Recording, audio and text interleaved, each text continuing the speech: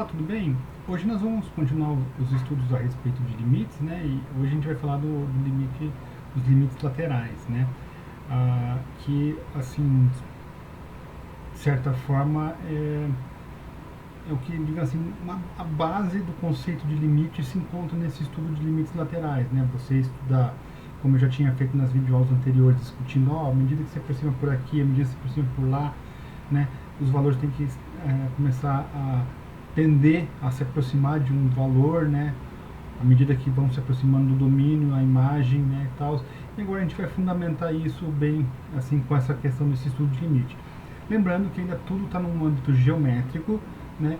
E no futuro aí a gente vai começar a falar no âmbito algébrico deles, beleza? É só, acho que é interessante ter esse momento geométrico para entender melhor, ter uma visualização desses conceitos aí, e a partir dessa visualização eu acredito que fica mais fácil a mudança para essa algebrização do conceito de limite, beleza?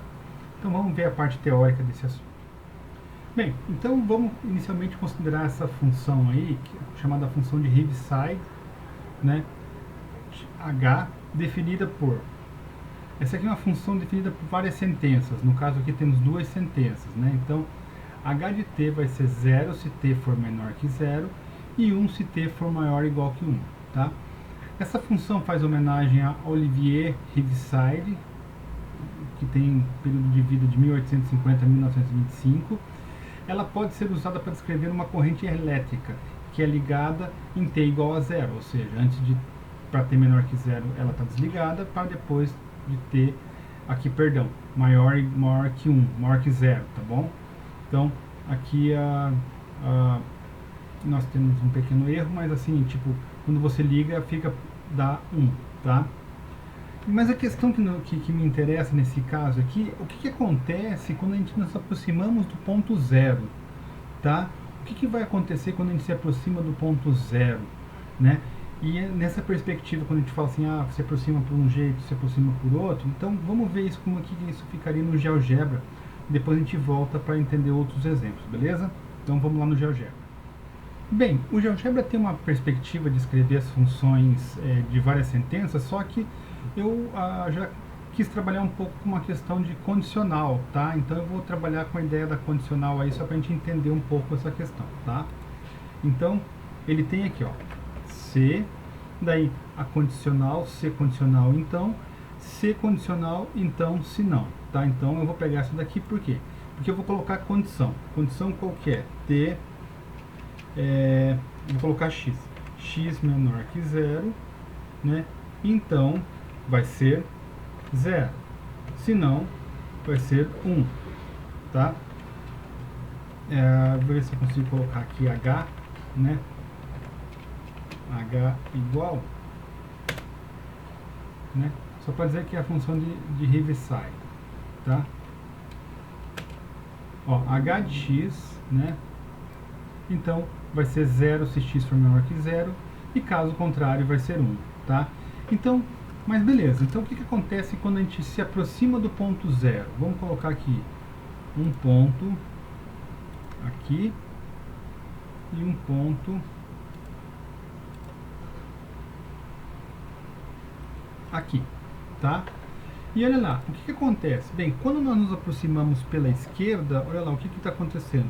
Os valores vão se aproximando aqui, ó, de 0, né? À medida que os valores vão se aproximando de 0, a minha resposta vai se aproximando de 0, certo? E agora, se eu colocasse o ponto aqui em cima, ó, a gente poderia observar que à medida que os pontos vão se aproximando de 0 aqui, ó, o que vai acontecendo com a minha imagem? Ela vai se aproximando do 1, certo? Então, nesse caso aqui, quando eu me aproximo pela esquerda, ele vai se aproximando de 0, e aqui, quando eu me aproximo, ele vai se aproximando do ponto 1. Bem, então, aqui nós temos um problema, tá? Então, vamos voltar lá para a parte teórica para entender essa questão, essa questão desse problema, tá bom? Então, olha lá. Quando t tende a 0, ou seja, quando se aproxima para valores à esquerda de 0, h de t é 0. Agora, à medida que se aproxima por valores à direita, h de 0, né, h de t é igual a 1. Ou seja, não existe um único número para o qual h de t, quando t tende a zero. Qual que é a nossa conclusão? A gente pode concluir que não existe o limite em x, no caso ali, t igual a zero, tá bom? Então, quando eu me aproximo pela esquerda dá um valor e pela direita se aproxima e dá outro valor, então eu não tenho um limite, tá? Não existe uma aproximação, a gente não se aproxima de um número, tá? Então nesse caso não existe o limite, beleza? Então, agora, vamos simbolicamente falando, a gente tem o que lá? Que h de t, quando t tende a zero, perdão pela anotação aqui, tá? É t, tá? T tende a zero pela esquerda, esse zero com esse sinal de menos acima aqui, indica que eu estou me aproximando por valores à esquerda da zero. E o limite de h de t, quando t tende a zero pela direita, o positivo aqui indica que nós estamos nos aproximando pela direita, indica 1, certo? Então pela esquerda nós temos o sinal negativo e pela direita o sinal positivo, tá certo? Então, quando eu me aproximo pela esquerda é 0, quando eu me aproximo pela direita é 1. Com base nessa discussão, o que seria o limite de t tendendo a zero? Bem, então já temos essa resposta, né? Que não temos o limite de t tendendo a zero, porque eu tenho um conflito de resultados aqui, tá? Então, quer dizer que estamos considerando as aproximações por valores menores que zero, mas também por valores maiores que zero. Então, quando eu falo t tendendo a zero, eu estou me aproximando por valores menores que zero e por valores maiores que zero. Então temos a seguinte definição: se o limite de f de x igual a L quando x tende a pela esquerda, estamos afirmando que o limite à esquerda de f de x é igual a L. Se o limite de f de x é igual a L quando x tende a pela direita, estamos afirmando que o limite à direita de f de x é igual a L. Então, com base nessas duas proposições, o que quer dizer então? O que quer dizer limite de f de x quando x tende a igual a L? Tá? Então, o que quer dizer quando eu coloco que f de x tende pela esquerda e tende pela direita e ambos dão valor L? O que quer dizer então limite de f de x quando x tende a isso é igual a um L? Então, quer dizer que esse limite vai existir, se e somente se o limite à esquerda e o limite à direita forem iguais, tá? Então, o limite de f de x com x tendendo a A vai existir somente se o limite à esquerda e o limite à direita forem iguais, tá? Vamos ver alguns exemplos no GeoGebra para entender esse resultado, tá bom? Eu também vou utilizar essa relação das condicionais para fazer os exemplos, tá? Bem, então vamos mostrar alguns exemplos de algumas funções que tem essa discussão de limites laterais, tá bom? Então, olha lá. Se condição, eu vou colocar x menor ou igual que 1, então x ao quadrado.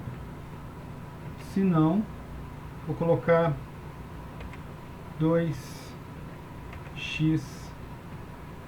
mais 2. Tá certo? Então, olha lá.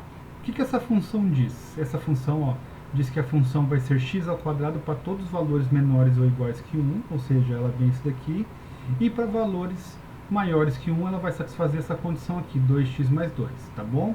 Bem, então o que acontece? Mesmas características, porque, vou pegar aqui um ponto aqui e um ponto aqui, tá? E olha lá, o que vai acontecer à medida que eu me aproximo pela esquerda? Aproximar pela esquerda do ponto 1, o que vai acontecer? Eu estou me aproximando pela esquerda e isso está me aproximando do ponto 1. E quando eu me aproximo pela direita, olha lá o que está acontecendo, está se aproximando do valor 4, tá? E daí o GeoGebra tem essa opção aqui, eu vou mostrar para vocês, tá? Mas mais para frente a gente vai trabalhar mais com isso daqui, tá? Limite da função, então eu vou colocar a função f de x, o número 1. E dá indefinido, por quê? Porque os limites laterais são diferentes, certo? Então esse é um caso que isso pode ocorrer, tá? Uma outra situação também, vamos pegar aqui uma função c Então, se x for menor que zero, então 2x. Se não,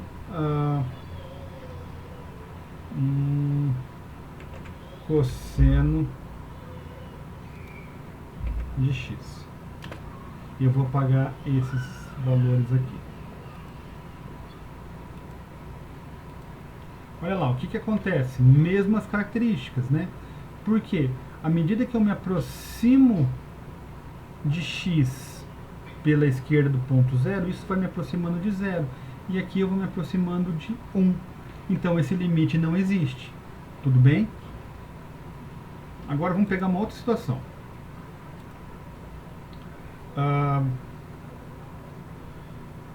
Eu vou pegar lá que já está pronto esse resultado, então fica mais fácil aqui. Pera aí. Esse daqui, ó. Olha lá. Nessa situação aqui, o que nós temos? Eu tenho a função x mais 2 para x diferente de 5 e 3 caso contrário. Ou seja, o que quer dizer? Quer dizer que aqui no GeoGebra eu não consigo ter uma visão legal disso, tá? Eu vou mostrar para vocês aqui.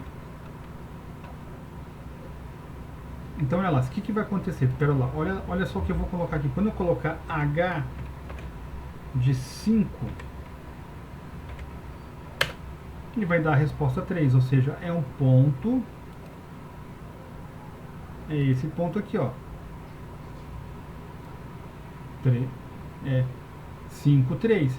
E aqui ele não é definido, então eu vou colocar aqui eu não vou conseguir colocar, deixa eu ver se eu consigo, só pra gente ter uma... Não consigo colocar o ponto. Por quê? Porque não está definido o ponto aqui, ó. Pode observar que eu não consigo colocar o ponto. Ele só mostra ali, ó, 5, 3, que é esse ponto aqui mesmo, tá? E olha só que coisa interessante nesse exercício. Nesse exercício, o que vai acontecer? Bem, eu vou pegar outros pontos aqui. Vou pegar um ponto aqui e um ponto aqui, certo? Então, olha lá, o que vai acontecer à medida que eu me aproximo de 5 pela esquerda? Ó, à medida que eu me aproximo de 5 pela esquerda, o valor vai se aproximando de 7. E a mesma coisa, à medida que eu me aproximo de 5 pela direita, esse valor também vai se aproximar. Olha lá, quando eu chego, ele desce rapidamente lá, ó, mas quando eu me aproximo, ele se aproxima de 7.